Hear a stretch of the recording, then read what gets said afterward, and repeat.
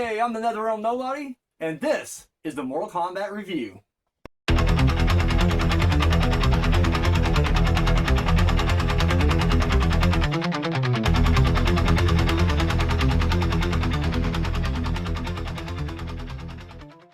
What's going on, everybody?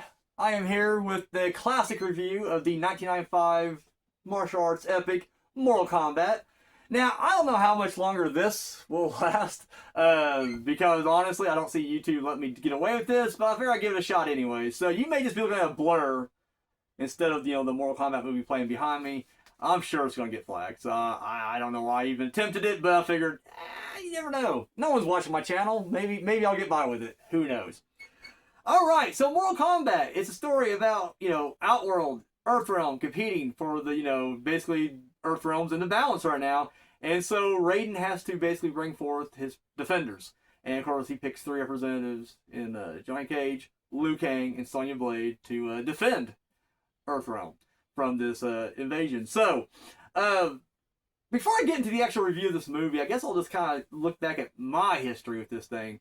How I, what it was like when I first watched it or whatever. I remember, I didn't see it in theaters, but I do remember watching it the very first weekend that it was released on VHS back in the day.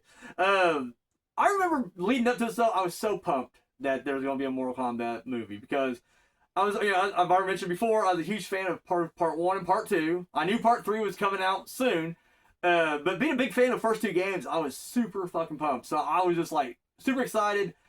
Can't wait to see this Mortal Kombat. And the thing is, you gotta remember at that time, there wasn't a lot of video game movie adaptations. And the handful we had, they really got shit on by everybody. Not just critics, but like people too. And I remember though, honestly, I wasn't that upset with some of the game adaptations we had, or movie adaptations we had. I remember, the big one at the time, of course, was Super Mario Brothers. And I remember, honestly, I was disappointed only by the fact that, it was just not the Super Mario Bros. Movie I envisioned. Like, I wanted to be colorful and vibrant. I wanted the Mushroom Kingdom to look, like the Mushroom Kingdom, and not just Manhattan. And I remember that was, a big hang-up. I remember watching it going, But I remember also thinking, like, well, maybe they'll fix it in part 2, and I was looking forward to part 2. Because despite it not being, like, the perfect Super Mario Bros. Movie, I still enjoyed it for what it was. Like, I was a fan of John Leguizamo, the guy from, Bob Haskins, who was from Who Framed Roger Rabbit. Like, I liked the character. I was a Dennis Hopper fan. I know, I was like 8 years old, 9 years old watching that, but I was a Dennis Hopper fan. Probably should have seen Apocalypse Now and Blue Velvet at that age, but I did. Sue me. Anyways, so no, I liked what, and there was aspects of it I did like. I liked the realistic Yoshi. I liked that it wasn't Princess Peach, it was Daisy. I thought that was kind of unique. So there were little things about it I liked, but overall, I just remember thinking, like, it just wasn't what I initially wanted. But I was still going to wait for part 2, and I didn't realize, like, as a kid, I didn't know that, like, a movie's bad, box office, returns, or poor critical reception could result in a movie just, that's it, you're done, no sequels. Like, I didn't know that. Like, in my mind, I'm just like, well, I liked it. They'll make more. Naive and dumb, right? In fact, the only thing I can think of from that era would have been, like, what, Street Fighter and Double Dragon? And, like, I like Street Fighter. I don't think it's that good of a movie, even now. But I like Jean-Claude Van Damme. I was a big Van Damme fan as a kid, so that's probably why. And I was familiar with Street Fighter. I played, Street Fighter 2 anyways, tore it up a lot, knew all the characters from that, but beyond that, I didn't really care for it as much as I did Mortal Kombat. And Double Dragon, I remember liking the movie. I couldn't tell you anything about it now. Like, I've only seen it that one time. Like, I own Super Mario Brothers and Street Fighter. I don't own Double Dragon. Like, it was what it was. But we're not talking about those. We're talking about Mortal Kombat. So, I remember being pumped, and like I said, that first weekend that is available to us, I can't remember now if we rented it or if my cousin just bought it, or his mom bought it for him and he brought it over. Either way, I stayed at my grandmother's house that weekend, and he came over and stayed the night as well, and we watched it, and I just remember being blown away, thinking it was like one of the coolest movies I've ever seen ever. And like those other movies, I was just pumped to see part 2. We'll get to that in another review altogether, but right here, Mortal Kombat 1995. Yeah, I was pumped. I thought it was just great. Or would it have been 95 when I watched it? Because back then, it took forever for movies to come out on VHS. It may have been even as early as like 96. Either way, though, I watched it as soon as it was available on VHS as a kid. So, we'll get into it. Has my opinion changed much of this? We'll talk about that in a second. Let's get to the actual plot of this movie. We kick things off. We're introduced to our three heroes. We have Liu Kang, who, his brother was murdered. That's they differ a little bit from the game in that aspect. Liu Kang, for the most part, he's the same character, except they say he's a descendant of the Great Kung Lao in this, which we both know is complete bullshit, and that his little brother was killed by Shang Tsung.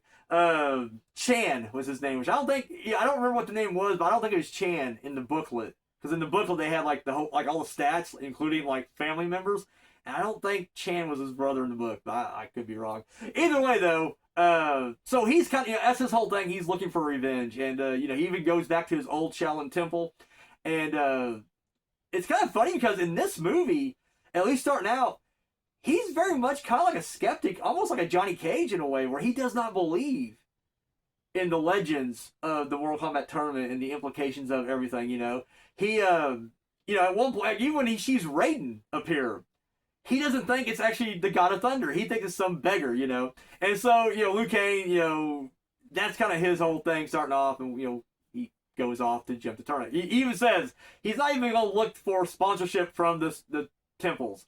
He'll do it with or without their consent. He does not give a shit. He's only in it for revenge. Which Raiden knows that that's your mindset going into this thing, you will fail. So that's kind of his overall story arc, in this movie. We're introduced to Sonya Blade. She is, of course, hunting down Kano. And in this, in the movie, and I know in the later games they do, as well, Kano killed her partner. They don't really touch on that in the games, at least not the first couple of games. It just states that, he's a wanted fugitive. He's not even the leader of the Black Dragon. And, Special Forces is after him. And, of course, the group that's after him is led by Sonya Blade.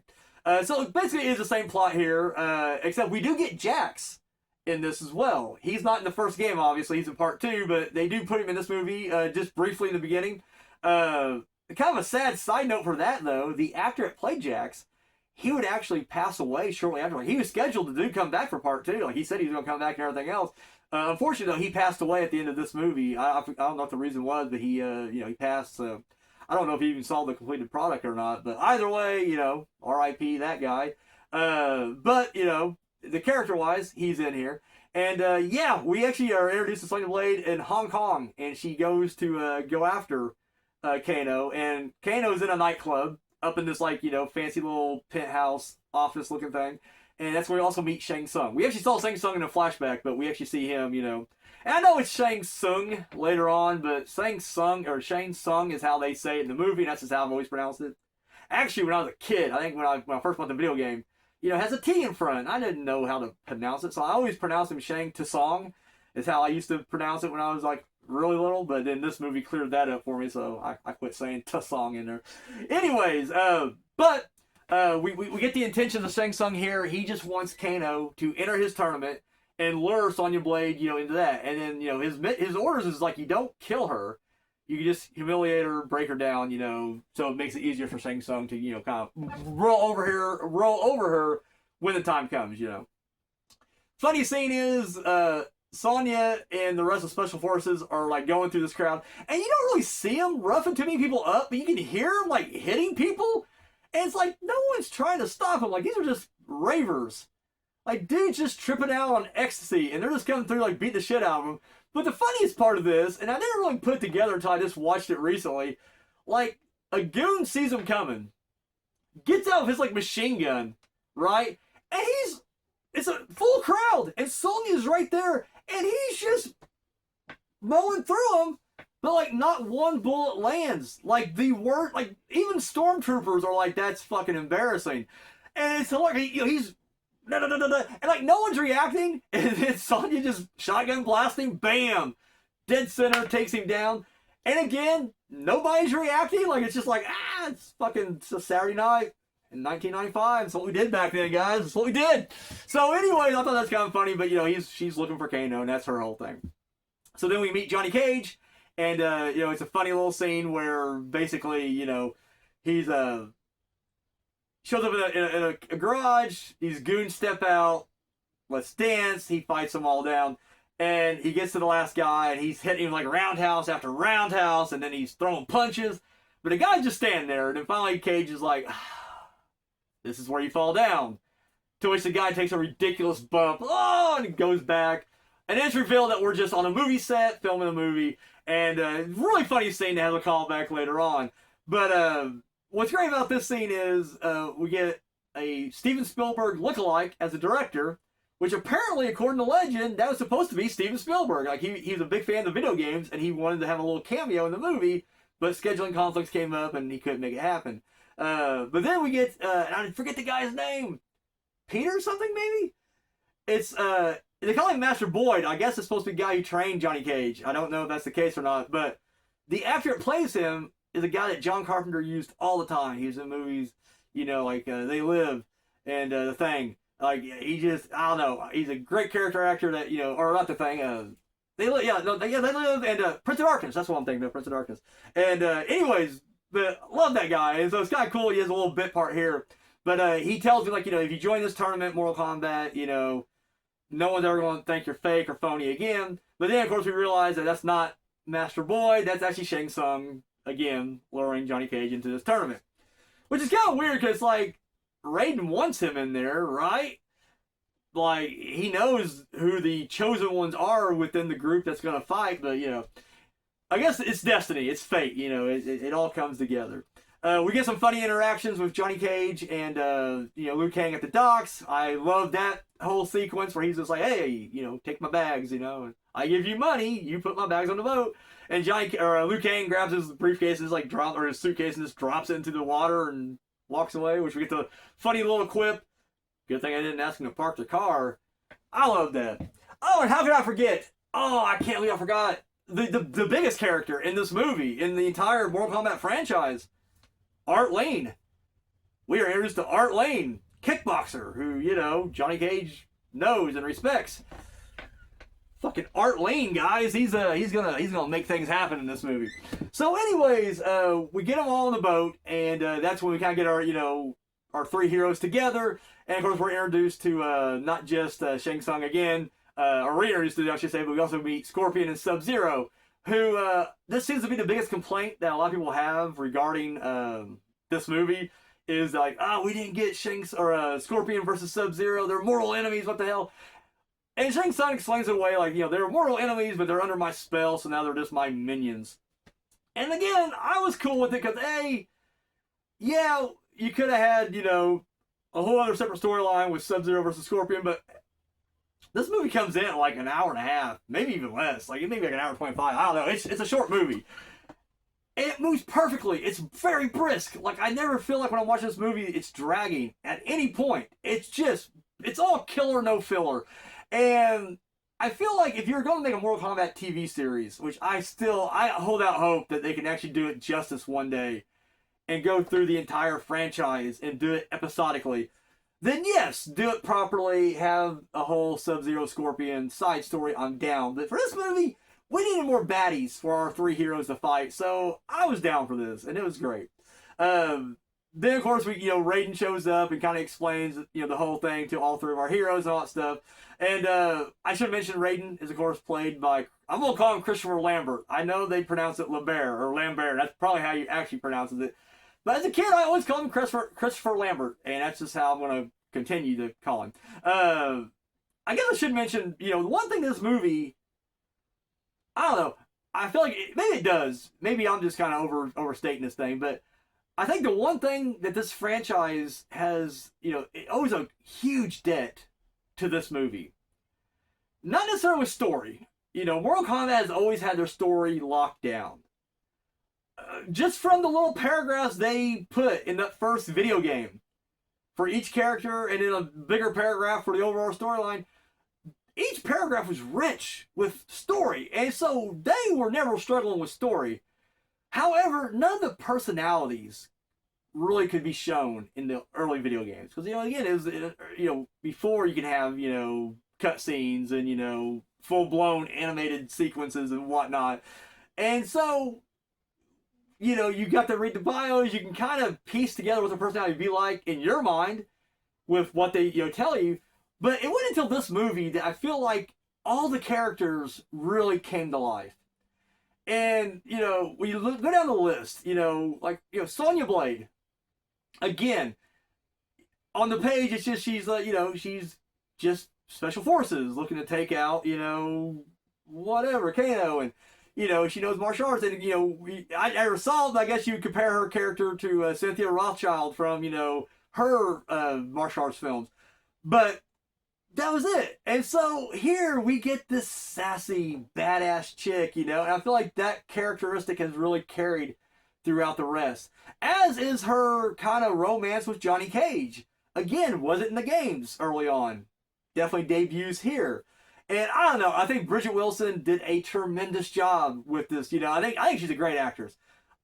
Easily one of my early, like, childhood celebrity crushes was, you know, Bridget Wilson. Like, oh my God, she has that sneer, but it's so beautiful and cute. I don't know, I can't explain it.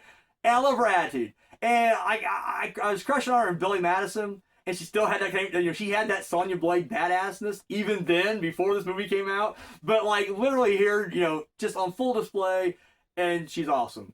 Johnny Cage is another character that, again, I guess they did kind of say he was a bit arrogant in the, you know, video games, but he didn't have the comedic quips that he would have in this movie. And of course, Paul Anderson, the director, or I guess we could give him his full name, Paul W.S. Anderson, but, you know, he told him, especially Christopher Lambert and, I'm blanking on the guy's name, Lyndon Ashby, to improvise. And so he really brought out way more in the Johnny Cage character. And that's literally the mold and model we have carried with us throughout the franchise. He's hilarious. He has a quip. Even when it's not even funny, it's just the fact that he is sarcastic in these situations makes it perfect. And he has so many lines in this movie. It's just, he truly makes this movie, and I hope Carl Urban does a great job in Mortal Kombat 2. It's coming out next year, in 2026. I think I've said in the other videos I've already recorded that it's 2025. It's not. We got pushed back. I just found the news out this past weekend. But anyways, you know, I hope he does a great job, but I'm sorry, to this day, and I'm talking video games and movies, this is still the best Johnny Cage, bar none. Like, you aren't going to argue this with me. This is fact. This isn't even an opinion. It's fact. The best Johnny Cage. And so, yeah, he really brought that character to bed. You know, Shang Tsung, same thing. You know, they definitely altered his a little bit, because in the first game, you know, he's the old man, but he gets his youth back in part 2. Here he's already, you know, pretty youthful. But it was that sinister charisma and just his flair for the theatrics that really shines through. Like, he's oozing it in this movie. And like I said, you didn't get that in those first games. And so you see that those characteristics carry on as well. And, you know, and then the biggest one, the big one, obviously, Kano. Like, dude, this guy, Trevor Goddard, however you pronounce his last name, he is, like, that's the best as far as, like, making your character stand out. He knocked it out of the goddamn park in this movie. You know, we all know the story. Kano is initially half Japanese, half American on the video game. And then when this guy takes over, he decides to try to use he was trying to do a Cockney accent, but it registered as Australian. And we all assume, yep, Australian. And at that point forward, they even retconned it in the game. There's like, yeah, no, he's Australian. Yeah, he's been Australian the whole time. And it's brilliant, but he did that. And just, you know, again, he's such a sleazebag in this movie, but it's those characteristics that go with him. And I don't know. I feel like that's just one thing that, you know, you can say what you want about this movie, which I think, honestly, today, most people give this movie its props. I don't think there's too many haters on this movie, except for maybe the kids who didn't grow up with it, and they're looking at it for the first time. They may be like, it's cheesy, corny, whatever. But I think everybody from my generation, we give it its proper respect. But even if you take everything away from this movie, if you just straight up hate it, think it's corny, whatever, you gotta get the fact that it definitely helped mold the characters from this point forward. So, you know, say what you want about the movie, it's got that going for it right there.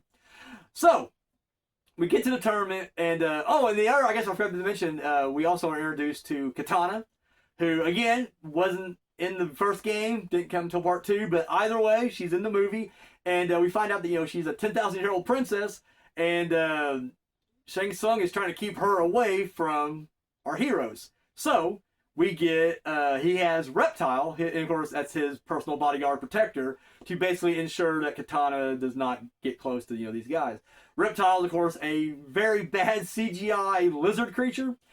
Again, something that I honestly thought was kind of cool and unique. Now I remember when I first saw it, and he's like, Reptile, follow her, and you see it for the first time. As a kid, I didn't think the CGI was that bad. You gotta remember, this is 1995. Like, Lawnmower Man's coming out soon, and that was like shit. But at the time, we're like, holy crap, cutting edge technology, look at this.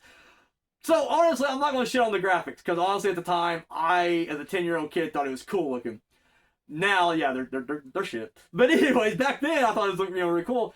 But I liked it. But I remember thinking early on, like, well, how are they gonna make this work? Like, Reptile's not a little 3-foot lizard. Like, how's he gonna be a fighter? And that will be answered shortly. So anyways, but that's the next plot, right there. So, we get an awesome scene where we're having the banquet. They're all, getting to know each other. And then boom, it's time for a demonstration. And we get our first little contest, I guess, as a random monk comes out. And he's getting ready. And of course, Sub-Zero steps out next. And so as the monk is doing his thing, he takes off charging flying kick. Sub-Zero throws an ice ball, freezes his ass, and he just explodes on impact. And we get our fatality. And it's like, and I think maybe he says flawless victory as well. I can't remember. Either way, epic. Just epic. So Liu Kang is trying to get a hold of Katana. He's trying to follow her around. We get everyone following him. We get our classic line of, Johnny Cage is like, I know she came this way. I can smell her perfume. And then when they go to like this dead end, and it's just like a whole hallway full of cobwebs, it's Dracula. Dracula will go through that thing, without disturbing a single cobweb. And then when Renfield goes behind him, get caught up in it. Same thing. Katana gets through apparently, no problem. But these guys have to get all these cobwebs out of the way. But when they get to the end, Sonya Blade goes, oh, I smell something. Bullshit. And this way Johnny Cage reacts to that is like fucking hilarious. I just love his facials and just, I don't know, it's brilliant.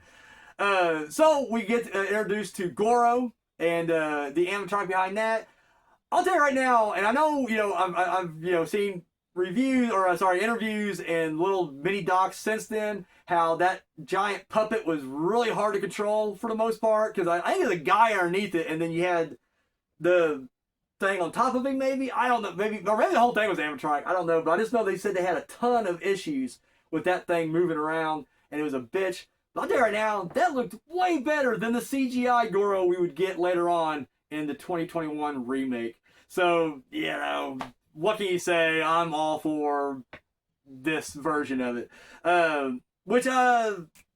Cartoon actor, voice actor, Kevin Michael Richardson, is that his name? It's either Kevin Michael Richardson or Michael Kevin Richardson. But either way, that guy, which if you ever look up his IMDb credits, this guy is voiced a ton. That guy has 1,000 credits to his name almost. I'm exaggerating a bit, but not by much. Anyways, he's the voice of Goro in this. I think he'd actually do the voice of Goro in the animated movie Scorpion's Revenge later on down the road as well. So anyways, we get our fights. Liu Kang will squash some random black dude. They're fighting with kendo sticks and shit, bamboo sticks. And that's when we kind of realize that this is for real, because Shang Tsung will take that dude's soul right there. We get Johnny Cage versus Scorpion. One of the best fights in this movie. I always thought it was funny though. The other thing everyone will complain too, that Scorpion, he his spear is like a living creature, and they all bitch about that. Bitch about it. And I'm like, I don't know, I was cool with that because in the video game, you can let certain things slide when it comes to realism. So when he throws it out, the rope with the little spear at the end, he retracts it. And it's like, well, how does he retract it? And everybody would be like, well, he's from the Netherrealm. It's like, okay, if he's from the Netherrealm, can we not just say he can also have a living spear monster come out of his wrist or his palm? I don't know. People will bitch about the craziest thing. Again, at the time when that came out, it looked incredible, I thought. But watch it now, I'm like, yeah, this is pretty ass, graphic-wise. But again, doesn't ruin my overall take of this. Nostalgia will carry me a long way, let me tell you. We got an awesome fight between Johnny Cage and Scorpion, though. I love when he goes to shadow kick him, and they just kind of tear a hole into the Netherrealm? Is that where we're at in this? Scorpion's lair? And I just remember thinking, all right, cool, but how does he get back? Like, I gotta assume either his Shadow King is so powerful he ripped the fabric of reality and went into another dimension, or Scorpion, who in the games can teleport, was able to teleport, but somehow sucked Johnny Cage in with him. Either way, at the end of that fight, Johnny Cage will fucking cut him up, blow him up, leave a picture behind, which I think is hilarious, because, like, where do you get that picture from? And it wasn't folded, so it wasn't like he had it tucked away. It's like that shit literally was like he had that shit out and was trying to avoid shots to the chest so he wouldn't crinkle that picture. But then he just, like, runs off. And I was like, all right, how are you getting back to the Earth Realm? How are you getting back to Shang Tsung's island? It's never explained. We get Sonya Blade fighting Kano, killing Kano, sadly, which, I always hated that. But at the same time, it works, I guess, And the fact that we never got proper sequels or a proper series after this, it's fine. I would say, and I hate that Mortal Kombat did this, even though they're going to pull the whole bullshit like, it's magic and anything can happen. You shouldn't kill off your characters unless you know for a fact they're going to be gone. And I feel like now Kano will go on to do more storylines. So if they ever did another proper, like I said, I'm holding out hope for a Mortal Kombat series at some point, like a web series or a streaming series or something. But like on the scale of like The Walking Dead or Breaking Bad or some shit, like, give us some money and let it breathe for a long time. If you do that, don't kill Kano off Tournament 1. That's just bad form. And then Liu Kang gets back-to-back matches fighting Katana, which just is like a no contest, which I thought was funny because, like, as he's fighting her, they go ahead and, she's trying to drop hints for his next fight against Sub-Zero, which I'm like, instead of just being cryptic, just say use water.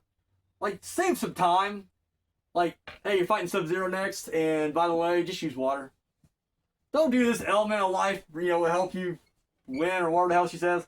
And Shang Tsung's just like, hey, Katana, stop talking. Match is over. It's like, what? I don't know. It's fun. And I get it, like, she's the Emperor's adopted daughter. Fine.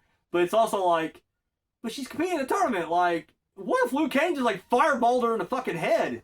That could have been his first move out the gate. They're, bam! And then just, like, killed her. What then? I don't know. It's funny. So anyway, but next he goes up against Sub-Zero.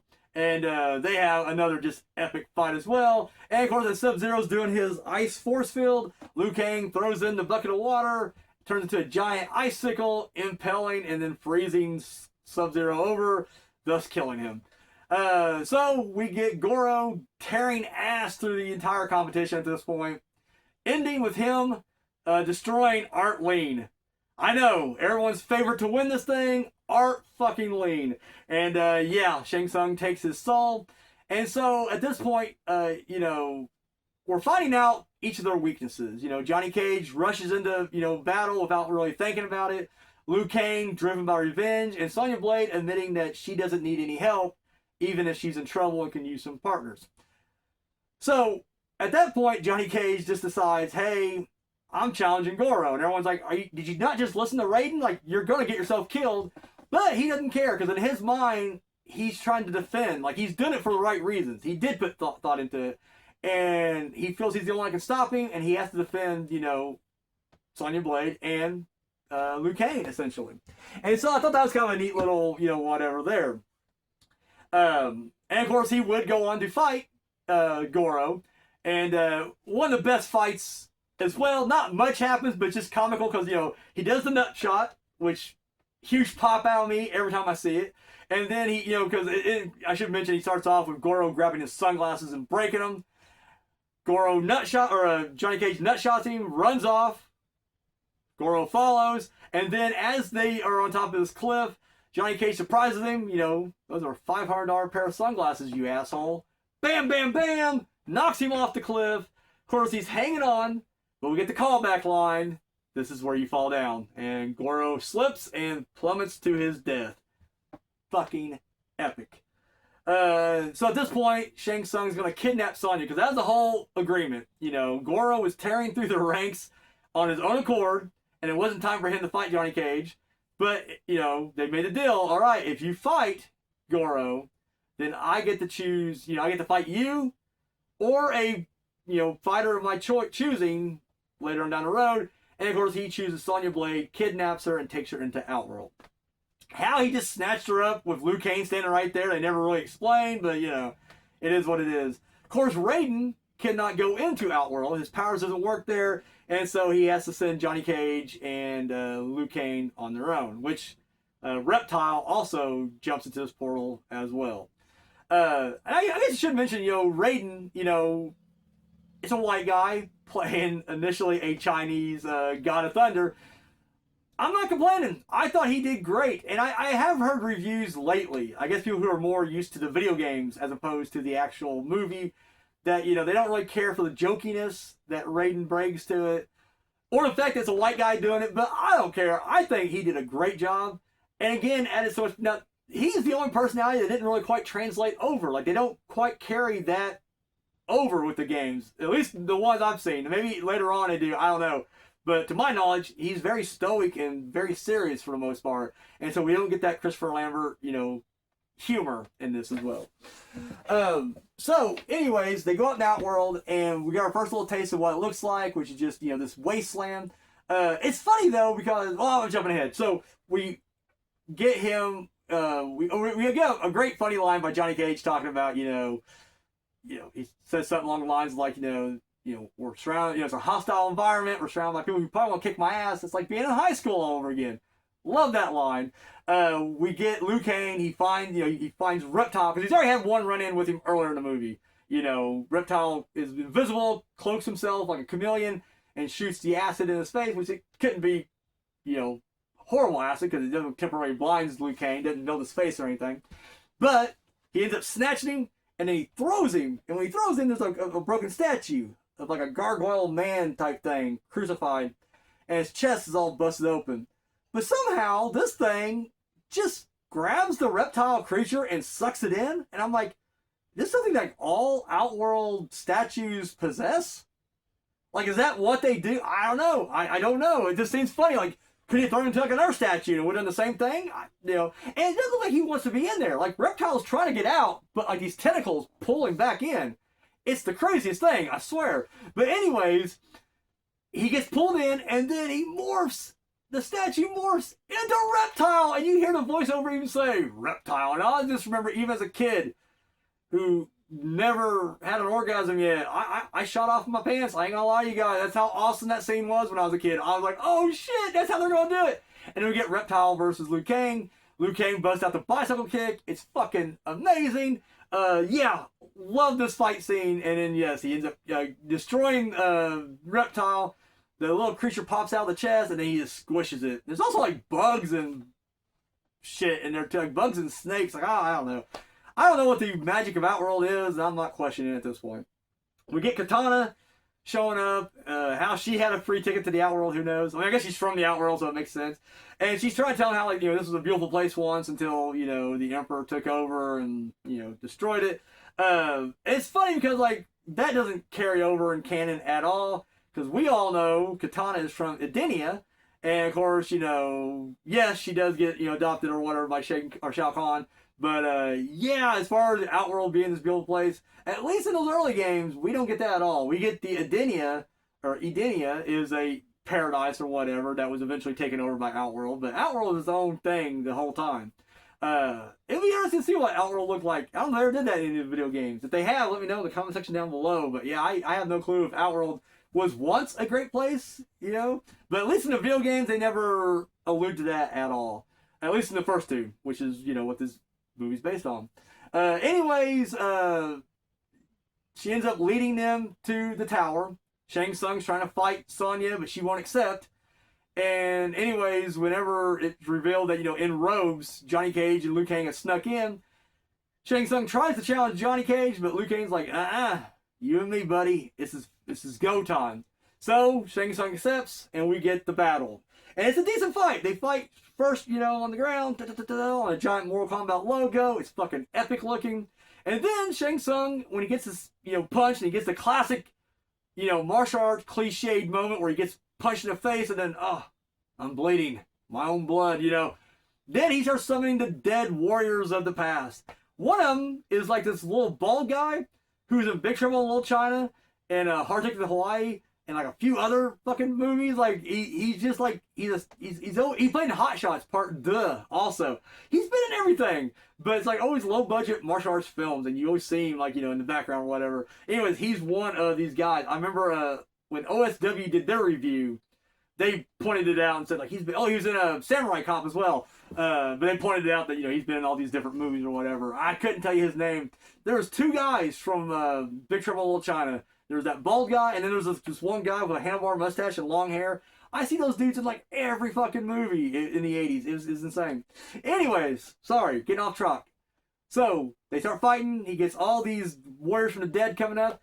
They literally pose no threat. Like Liu Kang tears through every one of them easily. Most of them are one-hitter quitters. And it's like, what was that? Wow. Liu Kang runs up the stairs, meets Shang Tsung up there. Shang Tsung has one foul trick up his sleeve. He's going to turn into his brother and be like, hey, you're supposed to protect me. And it's funny, and I never noticed it until, and I hate to keep name dropping, but OSW pointed it out. It's like, he morphs right in front of him. And Liu Kang's being like, I know you're not my brother. It's like, well, of course you know he's not your brother. You just saw Shang Tsung morph right in front of you. Anyways, they have a fight. Liu Kang ends up fireballing off the goddamn balcony, and then of course there's the pit, the blades in the Mortal Kombat logo, and of course Shang Tsung is impaled. Happy ending. They all come back. I should have mentioned this. I didn't get a chance to really talk about it because during their fight, there's these close moments with Katana and Liu Kang, and in addition to them trying to build like a pseudo romance, subplot with Johnny Cage and Sonya Blade, which again, not in the game at this point. They also do the same thing with Katana and Liu Kang. And apparently they even pushed it more in the script, but they cut a lot of it out just due to timing and pacing and everything. But you do get these little charged moments with, not just when Liu Kang's trying to follow her early on in the movie or when they first meet and they're looking at each other or whatever. But during that fight sequence, and then even at the end when you were walking, you can see, Katana's kind of touching his arm as they're kind of walking arm in arm. But, they meet back with Raiden, who, is, and they're back at the Shaolin Temple somehow. Like, I'm not sure why they're not on Shang Tsung's island, but they're not. And anyways, they're all happy and everything. But then, boom! In the sky, fucking Shao Kahn shows up, and he's just like, get ready, I'm going to take over. And Raiden's like, I don't think so. And then, boom, we all pose, and then the Mortal Kombat theme fucking hits. Which, oh my god, that theme! That's just, there's yet to be a movie theme as epic, as iconic, and one you can literally just listen to. Like, you can turn that thing on at any time, and I will jam to that motherfucker every time. Awesome. So that was Mortal Kombat, and like I said, looking at now as an adult, not 10-year-old, NetherRealm Nobody, but the adult NetherRealm Nobody, it's still awesome. It still holds up. Is there little things wrong with it? Of course, but again, it is the best Mortal Kombat piece of media, live action or animated, to come out of this franchise. Like, nothing's touched it yet. Not one thing. No movie, no TV show, no animated straight-to-video movie. None of it has touched this original one. And it's funny because, like, the other ones may look better. I'll tell you right now, the new Mortal Kombat, the 2021 one, it looked incredible. But, the story just wasn't quite there. And they kept adding other bullshit to it. It didn't feel like this Mortal Kombat. I don't know. I just feel like this is the only one that's really come close to what I feel is a Mortal Kombat movie. It's this one right here. So anyways, that's my review. What do you guys think of this movie? Drop the comments down below. Let me know what you like about it, what you didn't like about it. I'm really curious to know what other people think about this movie. It's funny because the older I get, movies that I either grew up with or consider classic, I'm realizing that the next generation just may not have seen them. And so it's always interesting to me when I talk to somebody who's even like a Mortal Kombat fan but never saw the first movie. They're just like fans of the video game or whatever. It's like, I get it. There was a huge chunk of time when there was nothing. No TV, no movies, nothing but the game. So I get why some people just didn't know. They didn't play it. Or people who's only watched the 2021 movie. And it's like, oh, well, that was okay. And I'm like, no, there's a better one. But then even then, they may watch it and not really like it. So again, nostalgia may be playing a huge part on this with me. I get that. But either way, I love it. I think this is a really good, movie. I'm going to start doing this thing where I start kind of comparing it to other movies or shows, movies of the franchise that I've reviewed. And at this point, I only reviewed one other thing, and that was Mortal Kombat: The Journey Begins, which was supposed to be a prequel, but it's not, to this movie. And obviously, this is gonna topple that. This is number one, and that's now in the number 2 spot right there. But yeah, that's my review for Mortal Kombat. Let me know what you guys think in the comment section down below. And now I'll do the little YouTube, thing where you guys say like, share, subscribe, hit the bell, all that stuff that everyone tells you to do over and over. I think I should just start putting graphics in this thing and have it pop up midway through or do it at the beginning. I don't know. I always feel dirty doing it. I feel like a phony. It's like, one time where I gotta do this, I'm just like, I gotta do this thing now. I don't like it. Doesn't matter. Anyways, if you guys could do all that stuff for me, though, I'd really appreciate it. And yeah, that's all I got. So, guys, till next time.